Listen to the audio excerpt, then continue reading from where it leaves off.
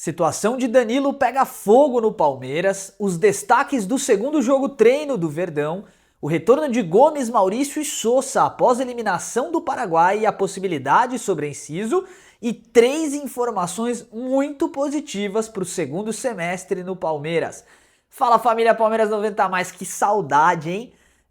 No dia de ontem nós não conseguimos gravar o vídeo e eu confesso para vocês que vocês já fazem parte do meu dia a dia. É bom demais poder estar de volta e informar a respeito do Palmeiras. Você já sabe, se você quer ter certeza que um comentário seu será lido aqui no nosso mural de comentários, vira membro.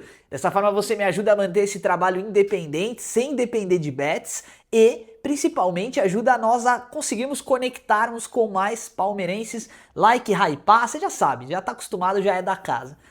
Família, vamos lá. Vai ser preciso adiar a live que a gente tinha combinado desse domingo, tá? É o que eu tava falando, né? Ontem a gente não conseguiu gravar vídeo, hoje também foi bem na Bacia das Almas, em virtude de algumas atividades extra que a gente tá fazendo aí, tá bem complicado. Mas nós vamos colocar a nossa live pra próxima semana, o próximo domingo, ó, no dia 11. Desculpa, 12, salva essa data aí, que aí vai ficar mais tranquilo, a gente vai ter condições. Vamos lá, vamos começar falando do jogo treino do Palmeiras contra o Primavera hoje, tá? Então, alguns destaques que merecem méritos especificamente por alguns momentos da partida. Começando pelo Carlos Miguel, que simplesmente fechou o gol do Palmeiras. O Palmeiras venceu esse jogo treino por 3-1 contra o Primavera, uma equipe muito mais profissionalizada do que o Mauaense, né? Começou perdendo, entrou com um time misto, a gente já vai falar do time que começou a partida, mas primeiro eu quero falar dos destaques. Então, Carlos Miguel, ele fez várias defesas de nível de seleção. Eu sei, o adversário não era um time de grande monta, né? Mas o Carlos Miguel já vem pegando bem no gol do Palmeiras há um bom tempo e eu me pergunto se não é um momento, pós-Copa do Mundo, dele ganhar uma chance na seleção brasileira. A seleção tá bem carente de goleiros, diga-se de passagem. Na Europa, eu não consigo ver muitos jogadores ali que teriam condição. Gosto do John, gosto do Carlos Miguel e gosto de algumas outras opções que o Palmeiras, que o Brasil, a seleção tem, né? Mas pra mim o Carlos Miguel hoje tem condição de ser o goleiro titular da seleção brasileira para a próxima Copa do Mundo. Além dele, as duas joias da academia, é incrível, né? O Palmeiras é um celeiro de craques. Vitor Gabriel e Felipe Tereza marcaram na partida, além do Murilo, o zagueirão, mas os dois jogadores crias da academia realmente foram jogadores que conseguiram com um balanço ali desmontar a defesa adversária. O Vitor Gabriel fez inclusive um golaço e mostrou que tecnicamente ele tem mais requisitos, ele tem mais condições do que, por exemplo, o Luigi. Isso me chamou muito a atenção. Tá bom? Aliás, essa situação do Felipe Tereza, Vitor Gabriel, o Koné que também jogou, cara, assim, o Palmeiras tá tendo um ressurgimento, um renascimento de grandes jogadores vindos da base a cada ano. E isso é maravilhoso e é trabalho da nossa staff, do JP Sampaio e da presidente, claro, que tá cada vez mais investindo na base. Bom, o Andreas Pereira também jogou muito bem, tá? Muito mais solto, de maneira leve, buscando espaços no campo, realmente como uma espécie de camisa 10, buscando sempre as extremidades, diagonais, etc. Pra mim, um jogador também que, cara, não tem como tirar do time titular. Com a chegada do Danilo, possível chegada do Danilo, vai ter que dar um jeito. O Palmeiras vai ter que manter o Andreas no time. Só pra vocês terem noção, o time, a escalação inicial, né, passou por Carlos Miguel, Kelvin, Bruno Fux, Benedetti e André Lucas. O que mostra esse time, né? Com a assunção aí, né, do André Lucas na lateral esquerda, o Palmeiras conseguiu até... Cara, ele tem uma opção ao Arthur, tá? Eu vou falar muito desses meninos ainda esse ano, vocês vão ver. Luiz Pacheco, Marlon Freitas, Eric Belé, Riquelme, Heitor e Luigi. Um time realmente forte, né? E aí no segundo tempo entra Marcelo Lomba, Giai, Murilo, Koné e Arthur. Eu tô gostando muito de ver o Koné em campo, tá? Me diz você também a sua opinião. Larson, Andreas Pereira, Alan, Paulinho, Felipe Tereza e Vitor Gabriel. E ó, eu vou falar uma coisa pra vocês. O Paulinho, como a gente falou, tá? Vai jogar numa espécie de armação ali. Ele vai rodar o campo inteiro, mas ele vai flutuar principalmente ali como um camisa 10. De fato, como o é, né? Um jogador que realmente tá chamando muito atenção. Bom, Além de tudo isso que a gente falou, a gente precisa falar também rapidamente da Copa do Mundo e passar um recado aqui, né? Gustavo Gomes, Maurício, Ramon Sosa retornam após a eliminação paraguaia para a França e a gente precisa pontuar como esses jogadores eles foram guerreiros, né? Guerreiros porque não é só a eliminação nos 16avos de final contra a Alemanha, né? Quando o Paraguai elimina a Alemanha. A gente tem que pontuar. O time do Paraguai, a seleção paraguaia, foi uma seleção muito aguerrida. E a gente pôde ver muita coisa bacana ali. Eu gostei muito do jogador Galarza, que acho que é do Vasco, né? Baita marcador. Mas eu gostei muito mais de ver como a seleção paraguaia é entrosada, né? E aí a gente entra na situação com o Julio Enciso, que a gente vai falar daqui a pouquinho no mercado da bola. Mas foi bom ver como o Maurício tá trazendo dinamismo para essa seleção paraguaia. E cara, vai ser difícil, vai ser muito difícil pro Palmeiras não vender o jogador. Bom, sem mais delongas, vamos falar de mercado da bola. Começando pelo Maurício, então, que a gente já tá abordando, né? Maurício fez uma Copa do Mundo de alto nível, ponto. Ninguém pode reclamar disso daí. É um fato, são números, são dados estatísticos. Maurício foi muito bem na Copa do Mundo. O Atalanta pintou ali com uma proposta inicial de 106 milhões, beleza, o Palmeiras gostou, mas fingiu que não, ficou naquele trâmite de negociação, tal, começo de negociação.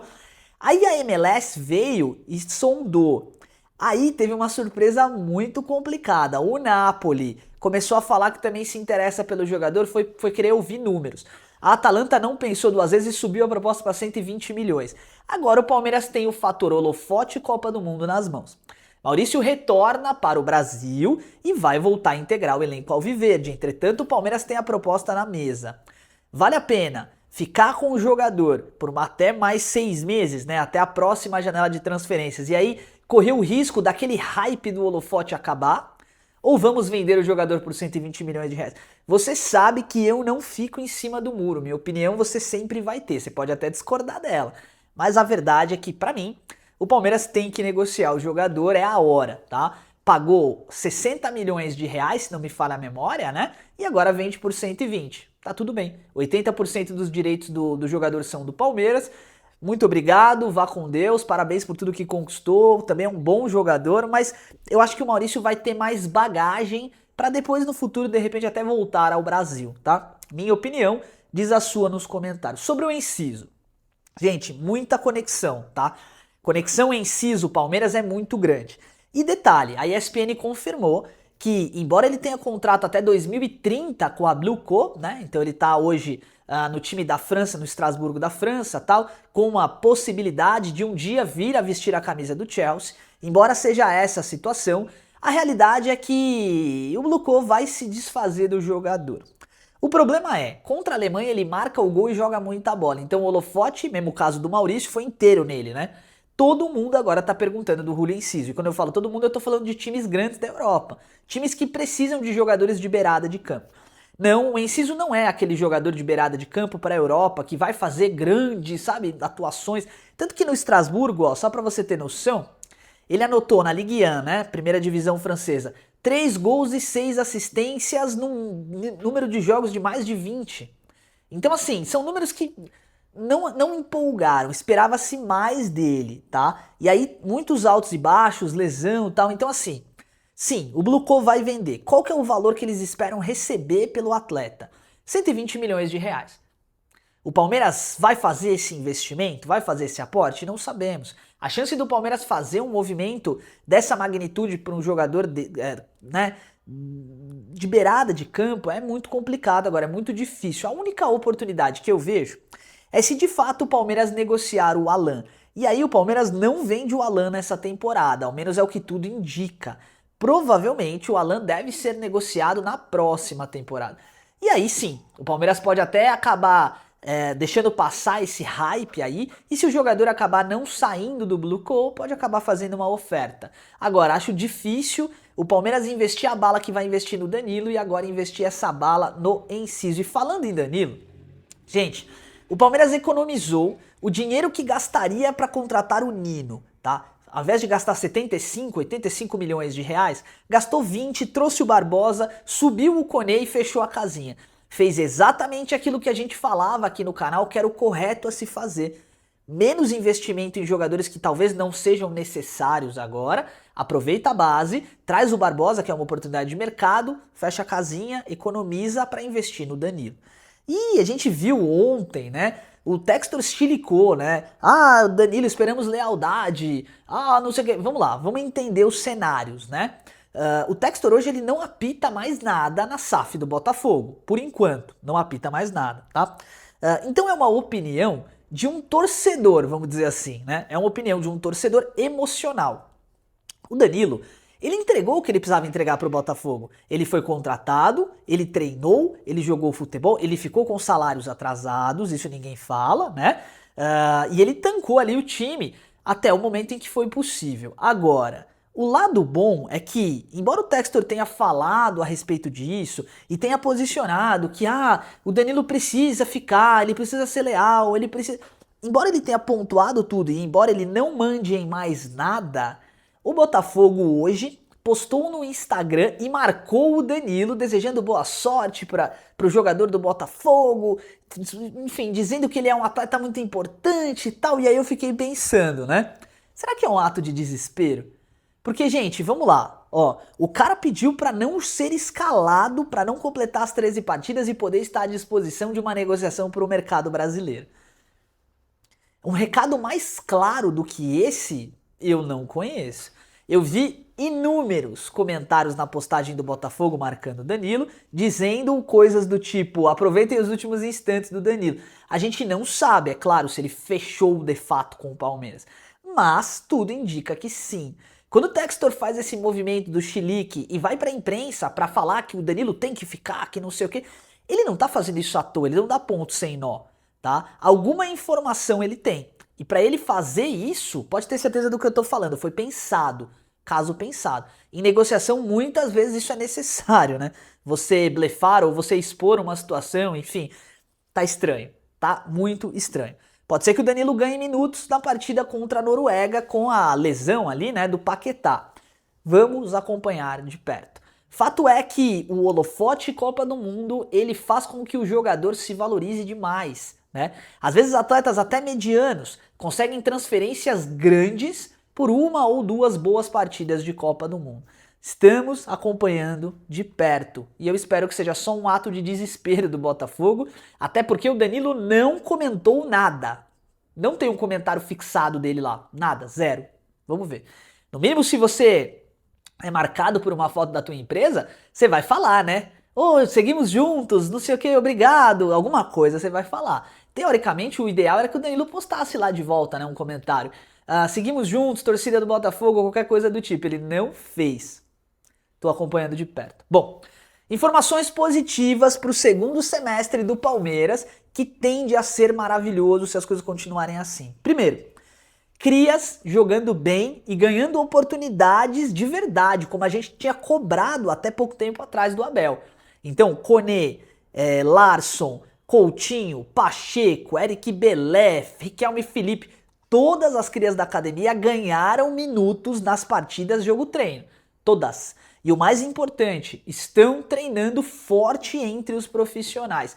Isso é incrível, porque o Abel vai utilizá-los, ponto.